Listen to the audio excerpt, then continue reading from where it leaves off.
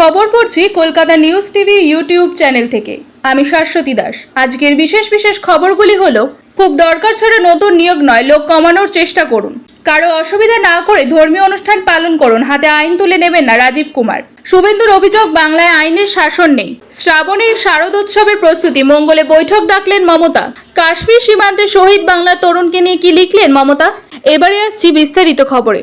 শ্রাবণের শারদোৎসবের প্রস্তুতি, মঙ্গলে বৈঠক ডাকলেন মমতা। ইতিমধ্যে সকলে একে অপরকে প্রশ্ন করছেন, পুজোয় বাড়ি আসছিস তো? বাঙালির দুর্গাপুজোর আর কদিন, দিন গোনা শুরু হয়ে গিয়েছে।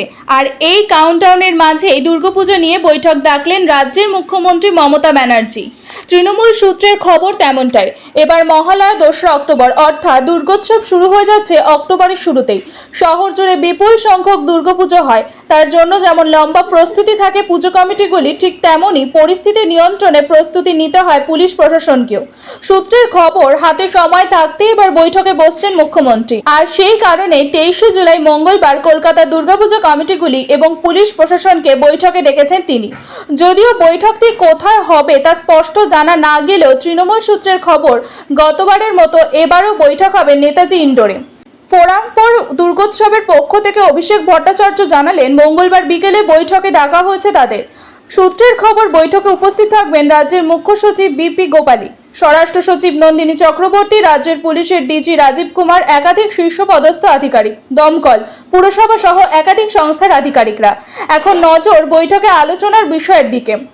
ওয়াকিবহল মহলের মতে, পুলিশ প্রশাসন এবং পুজো কমিটিগুলির মধ্যে আলোচনা হতে পারে দুই পক্ষই দুপক্ষের থেকে কি সহযোগিতা চাইছে।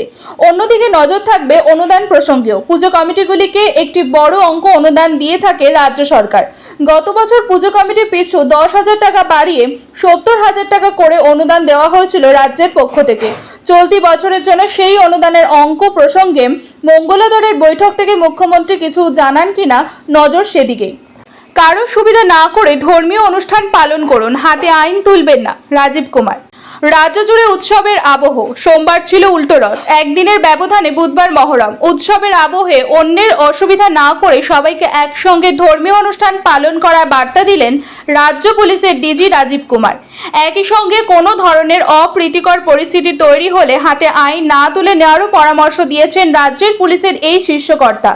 রাজীব কুমার এও জানিয়েছেন, পুলিশের তরফে সব ধরনের নিরাপত্তার ব্যবস্থা করা হয়েছে। কেউ হাতে আইন তুলে নিলে চাইলে কঠোর পদক্ষেপ করা হবে।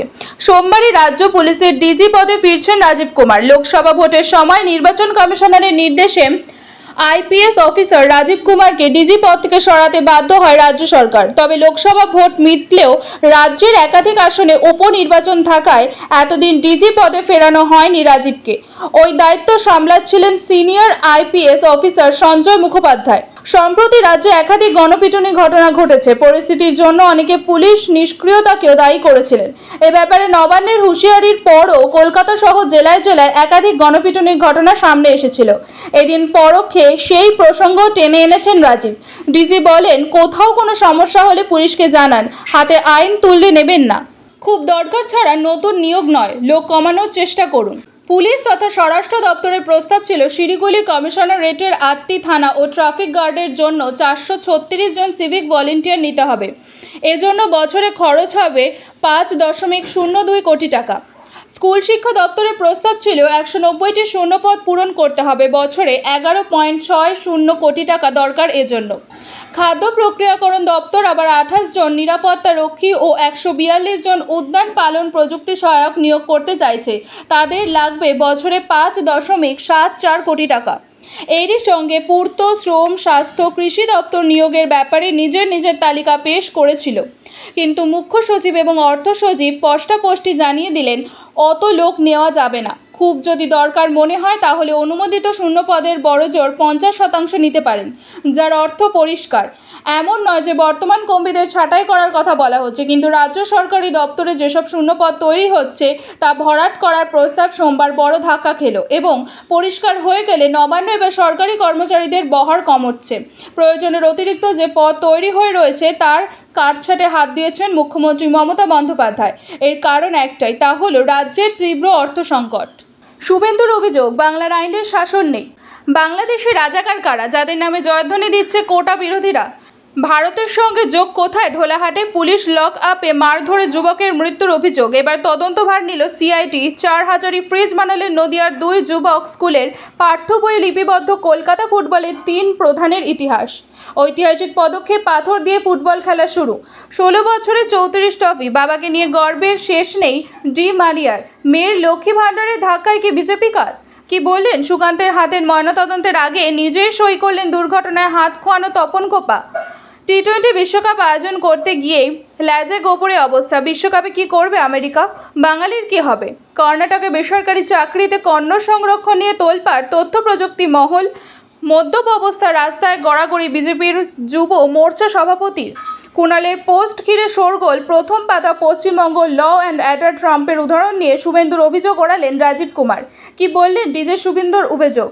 বাংলায় আইনের শাসন নেই, তৃণমূলের গণ্ডরাজ চলছে, আর তাতে মদদ রয়েছে পুলিশেরও। তৃণমূল করলেও 7 খুন মাফ। ট্রাম্পের উদাহরণ টেনে শুভেন্দুর অভিযোগ ওড়ালেন রাজীব কুমার। কি বললেন ডিজি রাজীব কুমার ও বিরোধী দলনেতা শুভেন্দু অধিকারী? কাশ্মীর সীমান্তে শহীদ বাংলার তরুণকে নিয়ে কি লিখলেন মমতা? কাশ্মীর জঙ্গি হামলায় প্রাণ গিয়েছে দার্জিলিংয়ের যুবক ব্রিজেশ থাপার। বাংলার তরুণের মৃত্যুতে শোক প্রকাশ করলেন মুখ্যমন্ত্রী মমতা বন্দ্যোপাধ্যায়। তিনি এক্স হ্যান্ডেলে লেখেন, খুব খারাপ লাগছে খবরটা জেনে। দার্জিলিংয়ের ব্রিজেশ থাপা তরুণ আর্মি অফিসার জম্মু কাশ্মীর সীমান্ত রক্ষা করতে গিয়ে শহীদ হলেন। আমি মর্মাহত। জঙ্গির গুলিতে নিহত অফিসার ব্রিজেশ থাপার বয়স হয়েছিল 27 বছর।